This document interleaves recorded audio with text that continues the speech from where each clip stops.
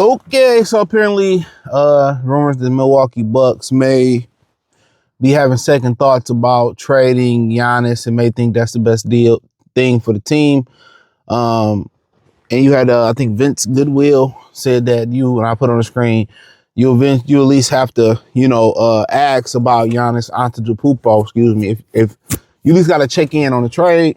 To me, what about a week before the trade deadline? I mean, what could they get for him? Would it be beneficial to wait till the offseason? At least, draft picks, draft positions. But if they think they don't want to see him suffer, and I feel like he's done a lot for the city to keep it a bean. He's done a lot for the city. He won a championship like, Kareem Abdul-Jabbar did for them, or Lou Alcindor at the time. But hey, check out Detroit Pistons Talk playlist. Thumbs up the video, share the video, subscribe to the channel. And yeah, the thing about it is, when you make a deal like this, I mean, they got about 2 weeks. I think it can happen. But when you add Giannis, so many things change. If you think the Pistons need a shooter now, they gonna need more shooting. Even if they were to give up Ron, I'm just saying hypothetically, Ron and Ausar Thompson, they need more shooting. So a deal would have to come with more shooting in this deal, or more shooting from another team. You know what I'm saying? So that's the thing about it. So when you make this deal, yeah, you get a great defender at the 4. But then again, how does one make it work with Ausar Thompson and Giannis in the same lineup? That's the question. Now, eventually, Ausar Thompson, you hope that he shoot the ball better. But now at that point, you got a phenomenal scorer. You probably upgrade defensively at the 4.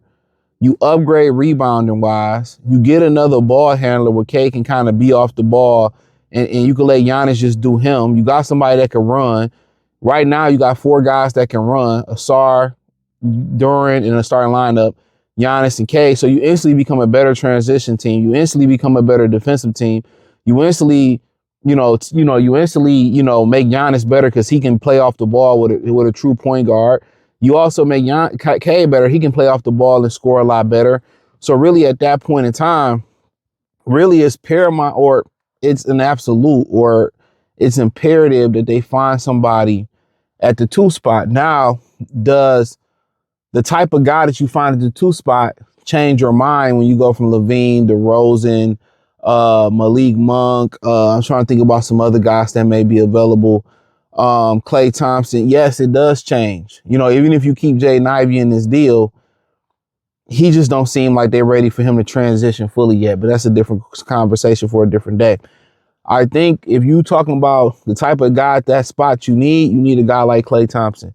Yeah, Klay ain't the defender that he used to be. He's shooting 38%, but the looks that Klay can get, and eventually he's going to hold his own. You hold Duncan Robinson. You at least keep Dennis Jenkins. You keep Isaiah Stewart off the bench. Might keep Sasser, who can shoot the ball as well. Javonte Green, who can shoot the. It's a bunch of guys. Duncan Robinson, you moving to the bench. So your bench shooting is phenomenal right now. The shooting off the bench is phenomenal, from Jenkins to Sasser to Ivy to Stewart to Javonte Green. And if you was to move Duncan, the bench shooting is phenomenal.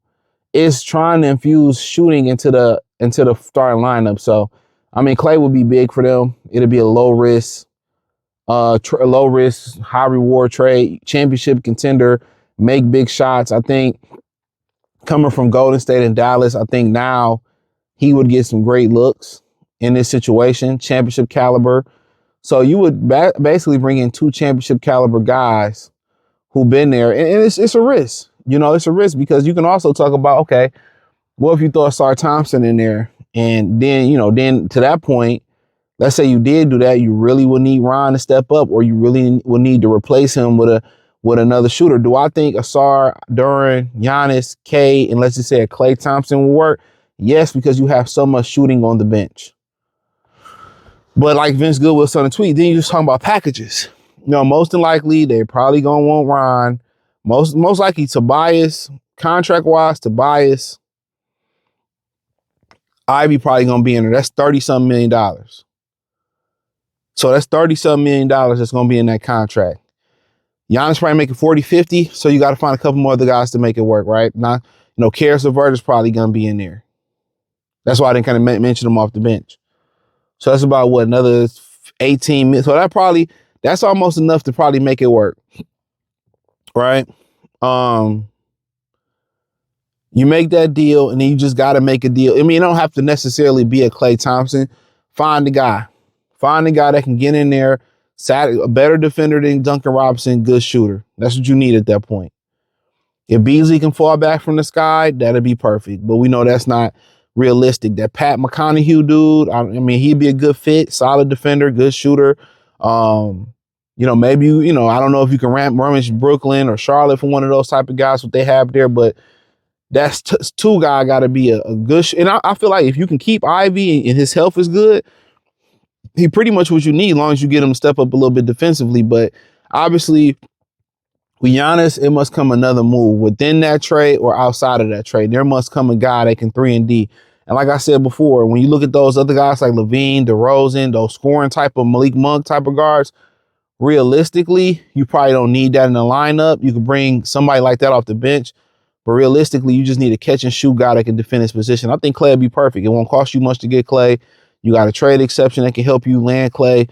So if you go Klay, Giannis, if you can keep Asar Thompson, Duran, and obviously that means probably Ron Hollins is gonna have to go. And you know, it's a lot of changing of the DNA. If that's what I'm saying. It's a lot of changing of your team DNA if you get rid of Giannis. I mean, if you get Giannis, it's a lot of changes. Because you know, absolutely, you want to move Duncan to that bench. You want to do it anyway, but you want somebody that's gonna come in that's gonna defend and just catch and shoot, not gonna dribble the ball a lot, cut, get a bucket every now and again. I think with Giannis, a guy like Klay got to be in there, catch and shoot guy, defender. But like I said, it doesn't have to be Klay, somebody. But I think, you know, with Giannis, you upgrade the playmaking, you upgrade defensively, you upgrade rebounding. You know, you help Cade all, you get a primary scorer. You just don't get the shooting. And I know people that's kind of talking about, what about Jaren Jackson? One thing about Jackson, you get really good defender, but you get the 3-ball with him.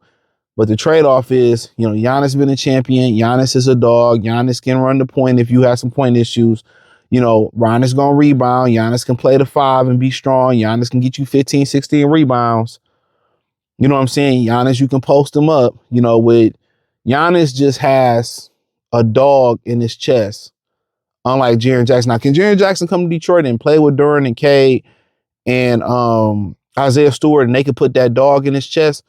Hey, it's highly possible, you know. But like I said before, I agree with Vince Goodwill. You at least have to entertain it. But hey, hit the link in the description, join the Patreon, X, Facebook, Kick, Twitch, the whole 9 piece.